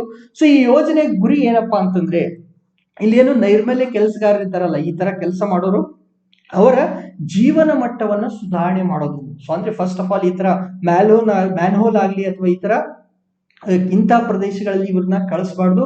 ಸೊ ಇನ್ ಕೇಸ್ ಕೆಲವೊಂದ್ ಸಾರಿ ಅಗತ್ಯತೆ ಬಿದ್ರೆ ಅವ್ರಿಗೆ ಏನ್ ಕೊಡ್ಬೇಕು, ಸುರಕ್ಷಿತ ಉಪಕರಣಗಳನ್ನ ಕೊಡಬೇಕು. ಮತ್ತೆ ಇತರ ಉದ್ಯೋಗ ಅವಕಾಶಗಳ ಬಗ್ಗೆ, ಇವ್ರ ಜೀವನ ಪೂರ್ತಿ ಇಂತಹ ನೈರ್ಮಲ್ಯ ಕೆಲಸಗಾರಾಗಿನೇ ಉಳಿಬಾರ್ದು. ಅವರಿಗೆ ಇನ್ ಕೇಸ್ ಕೆಲಸ ಮಾಡ್ತಿದ್ರೆ ಸುರಕ್ಷಿತ ಉಪಕರಣಗಳನ್ನ ಕೊಡೋದು, ಮತ್ತೆ ಬೇರೆ ಬೇರೆ ರೀತಿಯಾದಂತಹ ಉದ್ಯೋಗ ಅವಕಾಶಗಳ ಬಗ್ಗೆ ಮಾಹಿತಿಯನ್ನು ಕೊಡುವುದು ಕೂಡ ಈ ಒಂದು ನಮಸ್ತೆ ಕಾರ್ಯಕ್ರಮದ ಯೋಜನೆಯ ಒಂದು ಉದ್ದೇಶ ಆಗಿದೆ. ಜೊತೆಗೆ ಸಮಕಾಲೀನ ಜೀತ ಪದ್ಧತಿ ಅನ್ನೋದು ಕೂಡ ಇವತ್ತು ನ್ಯೂಸ್ ಪೇಪರ್ ಅಲ್ಲಿ ಬಂದಿತ್ತು. ಐ ಥಿಂಕ್ ಇಂಡಿಯನ್ ಎಕ್ಸ್ಪ್ರೆಸ್ ಅಲ್ಲಿ ಐ ಥಿಂಕ್. ಓಕೆ, ಸೊ ಏನಾಗುತ್ತಪ್ಪ ಅಂತಂದ್ರೆ, ಈಗ ಭಾರತ ಮತ್ತು ಚೀನಾ ಸೇರಿದಂತೆ ಬಹಳಷ್ಟು ದೇಶಗಳಲ್ಲಿ ಹೊಸದಾದ ಅಥವಾ ಮಾಡರ್ನ್ ಸ್ಲೇವರಿ ಅಂತ ಹೇಳ್ತೀವಿ, ಸಮಕಾಲೀನವಾದಂತಹ ಒಂದು ಜೀತ ಪದ್ಧತಿ ಇದೆ ಅಂತ ಹೇಳಿ ನಾನು ಹೇಳ್ತಿಲ್ಲ, ಹೇಳ್ತಿರೋರು ಯಾರು, ವಿಶ್ವಸಂಸ್ಥೆಯ ವಿಶೇಷ ಪ್ರತಿನಿಧಿಗಳ ವರದಿ ಉಲ್ಲೇಖ ಮಾಡಿದೆ. ಸೊ ಅರ್ಥ ಮಾಡ್ಕೊಳ್ಳಿ, ಈಗ ಜೀತ ಪದ್ಧತಿ ಅಂತ ಹೇಳ್ತಿದ್ವಲ್ಲ, ಸ್ಲೇವರಿ. ಓಕೆ, ಸೊ ಜೀತದ ಆಳುಗಳನ್ನಾಗಿ ಮಾಡ್ಕೊಳ್ಳುವಂತಹ ಒಂದು ಪದ್ಧತಿ ಮೊದಲಿತ್ತು. ಈಗಲೂ ಕೂಡ ಸಮಕಾಲೀನ ಅಂದ್ರೆ ಇಂದಿನ ಸಮಯದಲ್ಲಿಯೂ ಕೂಡ ಇಂಥ ಒಂದು ಜೀತ ಪದ್ಧತಿ ಅಸ್ತಿತ್ವದಲ್ಲಿದೆ ಅಂತ ಹೇಳಿ ವಿಶ್ವಸಂಸ್ಥೆಯ ವಿಶೇಷ ಪ್ರತಿನಿಧಿಗಳ ವರದಿಯಲ್ಲಿ ಹೇಳಿದ್ದಾರೆ. ಸೊ ಯಾವ್ಯಾವ ಕಡೆ ಅಂತಂದ್ರೆ, ಒಂದು ಚೀನಾದ ಉಯ್ಗೂರ್ ಪ್ರಾಂತ್ಯದಲ್ಲಿ. ಸೊ ಈ ಒಂದು ಪ್ರಾಂತ್ಯದಲ್ಲಿ ಏನಾಗುತ್ತೆ ಅಂದ್ರೆ, ಅಲ್ಪಸಂಖ್ಯಾತರು ಶೋಷಿತ ರಾಷ್ಟ್ರ ಪೋಷಿತ ಜೀತವನ್ನ ಅನುಭವಿಸ್ತಿದ್ದಾರೆ. ಸೊ ಇಲ್ಲಿ ಉಯ್ಗೂರ್ ಅನ್ನುವಂತಹ ಒಂದು ಪ್ರಾಂತ್ಯ ಚೀನಾದಲ್ಲಿದೆ. ಸೊ ಇಲ್ಲಿ ಅಲ್ಪಸಂಖ್ಯಾತರಿಗೆ ಅವ್ರ ಮೇಲೆ ಏನಾಗ್ತಿದೆ, ದೌರ್ಜನ್ಯ ನಡೀತಾ ಇದೆ, ಬಹಳಷ್ಟು ಸಾರಿ ಬರುತ್ತೆ. ಸೊ ಅಲ್ಪಸಂಖ್ಯಾತರ ಮೇಲೆ ದೌರ್ಜನ್ಯ ನಡೀತಿದೆಯಲ್ಲ, ಇದು ರಾಷ್ಟ್ರ ಪೋಷಿತ ದೇಶ. ಅಂದ್ರೆ ಅಲ್ಲಿ ಸರ್ಕಾರನೇ ಸಪೋರ್ಟ್ ಮಾಡ್ತಿದೆ. ಅಲ್ಪಸಂಖ್ಯಾತರ ಮೇಲೆ ಏನು ದಬ್ಬಾಳಿಕೆ ಆಗ್ತಿದೆಯಲ್ಲ, ಇದನ್ನ ರಾಷ್ಟ್ರ ಅಂದ್ರೆ ಚೀನಾದವರೇ ಅದನ್ನ ಎನ್ಕರೇಜ್ ಮಾಡ್ತಿದ್ದಾರೆ, ಅವರೇ ಅದನ್ನ ಪೋಷಣೆ ಮಾಡ್ತಿದ್ದಾರೆ. ಅಂತ ಒಂದು ಜೀತ ಇದೆ ಅಂತ ಹೇಳಿ ಅವರು ವರದಿ ಮಾಡಿದ್ದಾರೆ. ಸೊ ಹೀಗಾಗಿ ಚೀನಾದ ಈ ಉಯ್ಗೂರ್ ಅನ್ನುವಂತಹ ಪ್ರಾಂತ್ಯದಲ್ಲಿ ಏನಾಗ್ತಿದ್ರೆ, ಅಲ್ಪಸಂಖ್ಯಾತರು ಬಲಿಪಶುಗಳು ಆಗ್ತಿದ್ದಾರೆ ಅಂತ ಒಂದು ಎಕ್ಸಾಂಪಲ್ ಅನ್ನ ಕೊಟ್ರು. ಇಷ್ಟಕ್ಕೆಲ್ಲ ಮುಂದಿದೆ, ಆಫ್ರಿಕಾದಲ್ಲಿ ಲೈಂಗಿಕ ಜೀತ ಪದ್ಧತಿ ಅಸ್ತಿತ್ವದಲ್ಲಿದೆ. ಸೊ ಇಲ್ಲಿ ನೋಡಿ, ಇಲ್ಲಿ ಒಂದು ಸುಮ್ಮನೆ ಇಮೇಜ್ ಹಾಕಿದೀನಿ, ಹೆಲ್ಪ್ ಮೀ ಅಂತ ಕೇಳ್ತಿದ್ರೆ. ಸೊ ಆಫ್ರಿಕಾದಲ್ಲಿ ಏನಾಗ್ತಿದೆ, ಲೈಂಗಿಕ ಜೀತ ಪದ್ಧತಿ ಆಗ್ತಿದೆ, ಅದು ಕೂಡ ಒಂದು ಎಕ್ಸಾಂಪಲ್. ಗಲ್ಫ್ ದೇಶಗಳಲ್ಲಿ ಏನು ಮನೆಗಳಿಗೆ ಕೆಲಸ ಮಾಡಕ್ ಹೋಗ್ತಾರಲ್ಲ, ಭಾರತದಂತ ದೇಶದಿಂದ ಮಹಿಳೆಯರು ಮನೆಗಳಿಗೆ ಕೆಲಸ ಮಾಡಕ್ ಹೋಗ್ತಿರಲ್ಲ, ಅವ್ರ ಮೇಲೇನು ಕೂಡ ತಾರತಮ್ಯ ನಡೀತಿರೋದು ಕೂಡ ಜೀತ ಪದ್ಧತಿಯ ವಿವಿಧ ಮುಖ. ಅಂದ್ರೆ ಇಂಡಿಯಾದಿಂದ ಹೋಗಿರ್ತಾರೆ, ಅವ್ರಿಗೆ ಮನೆ ಕೆಲ್ಸಕ್ಕೆ ಇಟ್ಕೊಂಡು ಅವ್ರ ವೀಸಾ ಪಾಸ್ಪೋರ್ಟ್ ಗಳನ್ನ ಕೊಡೋದೇ ಇಲ್ಲ. ಸೊ ಅಲ್ಲಿನೇ ಇರ್ಬೇಕು ಅವರು. ಓಕೆ, ಹೊಡೆಯೋದು ಬಡಿಯೋದು, ಕರೆಕ್ಟ್ ಆಗಿ ಸ್ಯಾಲರಿ ಕೊಡಲ್ಲ, ಈ ತರ ಎಲ್ಲ ಆಗುತ್ತೆ ಗಲ್ಫ್ ದೇಶಗಳಲ್ಲಿ. ಸೊ ಈ ಗಲ್ಫ್ ದೇಶಗಳಲ್ಲಿ ಮನೆ ಕೆಲಸದವ್ರ ಮೇಲೆ ಆಗ್ತಿರೋದು ಕೂಡ ಏನು ಸಮಕಾಲೀನ ಜೀತ ಪದ್ಧತಿಗೆ ಮತ್ತೊಂದು ಉದಾಹರಣೆ ಅಂತ ಪೇಪರ್ ಅಲ್ಲಿ ಬಂದಿತ್ತು. ಕೊನೆಗೆ ಇನ್ನು ಭಾರತದ ಬಗ್ಗೆ ಹೇಳಬೇಕಾದ್ರೆ, ಭಾರತವನ್ನು ಬಿಟ್ಟಿಲ್ಲ. ಭಾರತದಲ್ಲಿ ಏನಿದೆ, ಬಾಲ ಕಾರ್ಮಿಕ ಪದ್ಧತಿ ಇದೆ, ಜಾತಿ ತಾರತಮ್ಯ ಇದೆ, ಬಡತನ ಇದೆ.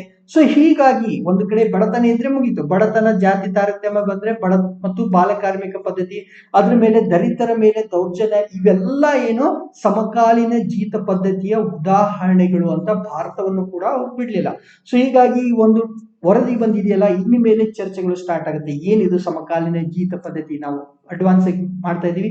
ಸೊ ಹಿಂಗಂದ್ರೆ ಇದನ್ನ ಯಾವ ರೀತಿ ನಿರ್ಮೂಲನೆ ಮಾಡಬೇಕು ಅಂತ ಹೇಳಿ ಬಹಳಷ್ಟು ದೇಶಗಳು ಇದ್ರ ಮೇಲೆ ಇಂಟ್ರೆಸ್ಟ್ ತೋರಿಸ್ತವೆ. ಯಾಕಂದ್ರೆ ಕೆಲವೇ ದೇಶಗಳಲ್ಲಿದೆ, ಇಲ್ಲಿ ಚೀನಾದಲ್ಲಿ, ಭಾರತದಲ್ಲಿ, ಮತ್ತೆ ಗಲ್ಫ್ ದೇಶಗಳಲ್ಲಿ, ಆಫ್ರಿಕಾದಲ್ಲಿದೆ. ಸೊ ಹೀಗಾಗಿ ಇದ್ರ ಬಗ್ಗೆ ಏನಾದ್ರೂ ಮಾಡಬೇಕು ಅಂತ ಹೇಳಿ ಮತ್ತೊಂದು ವ್ಯವಸ್ಥೆ ಬರುವಂತ ಸಾಧ್ಯತೆ ಇದೆ. ನಮ್ಮ ದೇಶದಲ್ಲಿ ಈ ಸಮಕಾಲೀನ ಜೀತ ಪದ್ಧತಿಗೆ ಉದಾಹರಣೆ ಬಾಲ ಕಾರ್ಮಿಕರು, ಜಾತಿ ತಾರತಮ್ಯ, ಬಡತನ ಮತ್ತು ದಲಿತರ ಮೇಲಿನ ದೌರ್ಜನ್ಯಗಳು ಅಂತ ಉದಾಹರಣೆಯಲ್ಲಿ ಅವ್ರು ಹೇಳಿದ್ದಾರೆ. Okay, so next last topic ಅನ್ಕೊಳ್ತೀನಿ, ಟ್ರಿಗರೆ ಬಿಕ್ಕಟ್ಟು ಅಂತ. ಸೊ ವರ್ಣಭೀತಿ ನೀತಿಯಿಂದಾಗಿ ಟ್ರಿಗರೆ ಬಿಕ್ಕಟ್ಟು ಬಗ್ಗೆ ವಿಶ್ವ ಗಮನ ನೀಡ್ತಿಲ್ಲ ಅಂತ ಹೇಳಿ ವಿಶ್ವ ಆರೋಗ್ಯ ಸಂಸ್ಥೆಯ ಒಂದು ಡೈರೆಕ್ಟರ್ ಜನರಲ್ ಆದಂತ ಥೆಡ್ರೋಸ್ ಅಧನಮ್ ಘೆಬ್ರೆಯೆಸಸ್ ಅವ್ರು ಏನ್ ಮಾಡಿದ್ರು, ಬೇಸರ ವ್ಯಕ್ತಪಡಿಸಿದ್ರು. ಸೊ ಅವ್ರ ಹೆಸರು ನನ್ಗೆ ನೆನಪಿರಲ್ಲ, ನಿಮ್ಗೆ ನೆನಪಿದ್ರೆ ನೆನ್ಪಿಟ್ಕೊಳ್ಳಿ. ಸೊ ಈಗ ವರ್ಣಭೇದ ನೀತಿ ಅಂತ ನೋಡ್ತೀವಿ. ವರ್ಣಭೇದ ನೀತಿ ಅಂದ್ರೆ ನಾನು ಬೆಳಗಿದ್ದೀನಿ, ನೀವು ಕಪ್ಪಗಿದ್ದೀರಾ, ಅಥವಾ ನೀವು ಬೆಳಗಿದ್ದೀರಾ, ನಾನು ಕಪ್ಪಗಿದ್ದೀನಿ ಅಂತ ವರ್ಣ, ಚರ್ಮದ ಮೇಲೆ ಒಂದು ಏನೋ ಭೇದ ಮಾಡ್ತೀವಲ್ಲ, ಅದಕ್ಕೆ ವರ್ಣಭೇದ ನೀತಿ ಅಂತ ಹೇಳ್ತೀವಿ. ನೆಲ್ಸನ್ ಮಂಡೇಲಾ ಅವರೆಲ್ಲ ಇದ್ರ ಬಗ್ಗೆ ಹೋರಾಟ ಮಾಡಿದ್ದು ನಿಮ್ಗೆಲ್ಲ ಗೊತ್ತಿದೆ. ಓಕೆ, ಸೊ ಈ ಒಂದು ನೀತಿಯಿಂದಾಗಿ ಟ್ರಿಗರೆ ಬಿಕ್ಕಟ್ಟು ಬಗ್ಗೆ ವಿಶ್ವ ಗಮನ ನೀಡ್ತಿಲ್ಲ ಅಂತ ಹೇಳಿ ಒಬ್ರು ಬೇಸರ ವ್ಯಕ್ತಪಡಿಸಿದ್ರು. ಸೊ ಹಾಗಾದ್ರೆ ಈ ಟ್ರಿಗರೆ ಬಿಕ್ಕಟ್ಟು ಅಂದ್ರೆ ಏನು, ಇಲ್ಲಿದೆ ಅಲ್ಲ ನೋಡಿ. ಟ್ರಿಗರೆ ಬಿಕ್ಕಟ್ಟು ಎಲ್ಲಿದೆ ಅಂದ್ರೆ ಇಥಿಯೋಪಿಯಾದಲ್ಲಿದೆ. ಸೊ ಇದು ಇಥಿಯೋಪಿಯಾ ದೇಶ. ಈ ಮೇಲಿನ ಒಂದು ಪ್ರದೇಶಕ್ಕೆ ನಾವೇನಂತ ಹೇಳ್ತಿದ್ವಿ, ಟ್ರಿಗರೆ ಅಂತ ಹೇಳಿ. ಸೊ ಇಥಿಯೋಪಿಯಾ ದೇಶ ನೋಡಿದ್ರೆ ಅಲ್ಲಿ 10 ವಲಯಗಳಿವೆ. 10 ವಲಯ ಅಂದ್ರೆ ನಮ್ಮ ದೇಶದಲ್ಲಿ ಹೇಳ್ತೀವಲ್ಲ, ರಾಜ್ಯಗಳು, ರೀಜನ್ಸ್ ಅಂತ, ವಲಯಗಳು ಅಂತ ಹೇಳ್ತೀವಲ್ಲ. ಸೊ ಆ ರೀತಿ ಇಥಿಯೋಪಿಯಾದಲ್ಲಿ 10 ವಲಯಗಳಿವೆ. ಆ 10 ವಲಯಗಳಲ್ಲಿ ಕೆಲವಷ್ಟು ಸ್ವಾಯತ್ತ ಪ್ರದೇಶವಾಗಿದೆ, ಅಟೋನಾಮಸ್ ಅಂತ ಹೇಳ್ತೀವಿ. ಸೊ ಅಟೋನಾಮಸ್ ಅಥವಾ ಸ್ವಾಯತ್ತ ಪ್ರದೇಶಗಳು. ಸ್ವಾಯತ್ತ ಪ್ರದೇಶಗಳಂದ್ರೆ ಅವರು ತಮಗೆ ಬೇಕಾದಂತಹ ಕೆಲಸಗಳನ್ನ ತಾವೇ ಏನ್ ಮಾಡಬಹುದು, ಕ್ರಮವನ್ನ ತಗೋಬಹುದು. ಸೊ ಇಂಥ ಒಂದು ಪ್ರದೇಶಗಳಲ್ಲಿ ಇರುವುದು ಯಾವುದು, ಟ್ರಿಗರೆ ಅಂತ ಹೇಳಿ. ಓಕೆ, ಸೊ ಟ್ರಿಗರೆಯಲ್ಲಿ ಏನಾಯ್ತಪ್ಪ ಅಂದ್ರೆ, ಹಿಂದಿನ ಸ್ವಲ್ಪ ನೋಡೋಣ.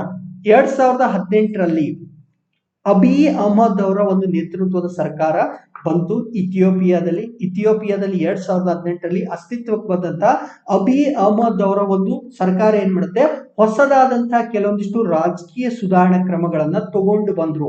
ಬಟ್ ಈ ರಾಜಕೀಯ ಸುಧಾರಣಾ ಕ್ರಮಗಳೇನಿದೆಯಲ್ಲ, ಇವು ಈ ಒಂದು ಟ್ರಿಗರೆ ಪ್ರಾದೇಶಿಕ ಒಂದು ಸ್ವಾಯತ್ತತೆಗೆ ಧಕ್ಕೆ ತರುವಂತಹ ಒಂದು ಯತ್ನ. ಓಕೆ, ಸೊ ಅಂದ್ರೆ ಹೇಳೋದಕ್ಕೆ ಅವರು ರಾಜಕೀಯ ಸುಧಾರಣಾ ಕ್ರಮಗಳಂದ್ರು. ಬಟ್ ಇವೇನು ಸ್ವಾಯತ್ತವಾಗಿದ್ವಲ್ಲ, ಇವುಗಳು ಏನು ಫ್ರೀ ಆಗಿದ್ವಲ್ಲ, ಇವುಗಳ ಒಂದು ಫ್ರೀಡಮ್ಗೆ ಧಕ್ಕೆ ತರುವಂತಹ ಯತ್ನ ಅಂತ ಹೇಳ್ತಾರೆ. ಸೊ ಏನಾಗುತ್ತಪ್ಪ ಅಂದ್ರೆ, ಸೆಪ್ಟೆಂಬರ್ 2020ರಲ್ಲಿ ಏನಾಗುತ್ತೆ, ಟ್ರಿಗರೆ ಪ್ರಾಂತ್ಯದ ಆಡಳಿತ ಕೊರೋನಾ ಇದ್ದ ಹಿನ್ನೆಲೆಯಲ್ಲಿ ಏನ್ ಮಾಡುತ್ತೆ, ಇವರು ಈ ಒಂದು ಕೇಂದ್ರದ ಚುನಾವಣೆಗೆ ಚಾಲನೆಯನ್ನ ನೀಡಿತು. ಸೊ ಈಗ ಹೆಂಗಿದ್ರು ಸ್ವಾಯತ್ತ ಪ್ರದೇಶ ಇದೆಯಲ್ಲ, ಸೊ ಇವ್ರು ಏನ್ ಮಾಡ್ತಾರೆ ಅಂದ್ರೆ 2020 ಸೆಪ್ಟೆಂಬರ್ ಒಂದು ಟೈಮ್ ಅಲ್ಲಿ ಕೊರೋನಾ ಇತ್ತಲ್ಲ. ಸೊ ಕೊರೋನಾ ಇದ್ದದಕ್ಕೆ ಇಲೆಕ್ಷನ್ ಆಗಿರಲ್ಲ, ಸೆಂಟ್ರಲ್ ಇಲೆಕ್ಷನ್ ಆಗಿರಲ್ಲ. ಸೊ ಸೆಂಟ್ರಲ್ ಇಲೆಕ್ಷನ್ ಮಾಡೋಣ ಅಂತ ಹೇಳಿ ಟ್ರಿಗರೆ ಪ್ರಾಂತದವ್ರು ಏನ್ ಮಾಡ್ತಾರೆ ಅಂತಂದ್ರೆ, ಈ ಇಲೆಕ್ಷನ್ ನ ಸ್ಟಾರ್ಟ್ ಮಾಡ್ತಾರೆ. ಸೊ ಈಗ ಇಲೆಕ್ಷನ್ ಸ್ಟಾರ್ಟ್ ಮಾಡಿದಾಗ ಕೇಂದ್ರ ಸರ್ಕಾರದವರು ಸಾಧ್ಯ ಇಲ್ಲ ಅಂತ ಹೇಳಿದ್ರು. ಸೊ ಅರ್ಥ ಮಾಡ್ಕೊಳ್ಳಿ, ಈಗ ಇವೆಲ್ಲ ಸ್ವಾಯತ್ತ ಪ್ರದೇಶ, ಟ್ರಿಗರೆ ಕೂಡ ಸ್ವಾಯತ್ತ ಪ್ರದೇಶ. ಸೊ ಟ್ರಿಗರೆಯಲ್ಲಿ ಏನ್ ಮಾಡಿದ್ರು, ಆಯ್ತಪ್ಪ ಈಗ ಕೊರೋನಾ ಇತ್ತು, ಅವಾಗ ನಾವು ಇಲೆಕ್ಷನ್ ಮಾಡಕ್ ಆಗಿಲ್ಲ, ಈಗಾದ್ರೂ ಇಲೆಕ್ಷನ್ ಅನ್ನ ಮಾಡೋಣ ಅಂತ ಹೇಳಿ ಒಂದು ಕ್ರಮವನ್ನ, ಸಾರಿ ಮೈಕ್ ಹಾಕೊಂಡಿಲ್ಲ, ಹೋಪ್ಫುಲಿ ಸೌಂಡ್ ಕರೆಕ್ಟ್ ರೆಕಾರ್ಡ್ ಆಗಿರ್ಬೋದು ಅಂತ ಅನ್ಕೊಳ್ತೀನಿ. ಸೊ ಈಗ ಈ ಒಂದು ಇವ್ರು ಏನ್ ಮಾಡ್ತಾರೆ ಅಂದ್ರೆ, ಕೇಂದ್ರ ಚುನಾವಣೆಗೆ ಚಾಲನೆ ನೀಡ್ತಾರೆ. ಬಟ್ ಏನಾಗುತ್ತಪ್ಪ ಅಂತಂದ್ರೆ, ಇಲ್ಲಿ ಶಸ್ತ್ರಾಸ್ತ್ರ ಹೋರಾಟಕ್ಕೆ ಇಲ್ಲಿ ಕಾನ್ಫ್ಲಿಕ್ಟ್ ಸ್ಟಾರ್ಟ್ ಆಯ್ತು. ಯಾರು, ಟ್ರಿಗರೆ ಸ್ವಾಯತ್ತ ಪ್ರದೇಶ ಮತ್ತು ಕೇಂದ್ರ ಸರ್ಕಾರದ ನಡುವೆ ಏನಾಗುತ್ತೆ, ಒಂದು ಫೈಟ್ ಸ್ಟಾರ್ಟ್ ಆಗುತ್ತೆ. ಈ ಫೈಟ್ ಸ್ಟಾರ್ಟ್ ಆದ್ಮೇಲೆ ಭಿನ್ನಾಭಿಪ್ರಾಯ ಆಗಿ ಶಸ್ತ್ರಾಸ್ತ್ರ ಹೋರಾಟ ಆಗುತ್ತೆ. ಸೊ ಈ ಒಂದು ಕಾರಣದಿಂದಾಗಿ ವರ್ಣ ಭೀತಿ ಇರೋದಕ್ಕಾಗಿ ಇಲ್ಲಿ ನಾವು ಏನ್ ಮಾಡಿಲ್ಲ, ಹೆಚ್ಚಿನ ಗಮನ ಕೊಟ್ಟಿಲ್ಲ ಅಂತ ಒಬ್ರು ಬೇಸರ ವ್ಯಕ್ತಪಡಿಸಿದ್ರು. ಸೊ ಕೊನೆಗಾಗಿ ಯುರೇನಿಯಂ ಗಣಿಗಾರಿಕೆ ಅಂತ ಓಕೆ, ಸೊ ನಮ್ಮ ದೇಶಕ್ಕೆ ಯುರೇನಿಯಂ ಅವಶ್ಯಕತೆ ಇದೆ.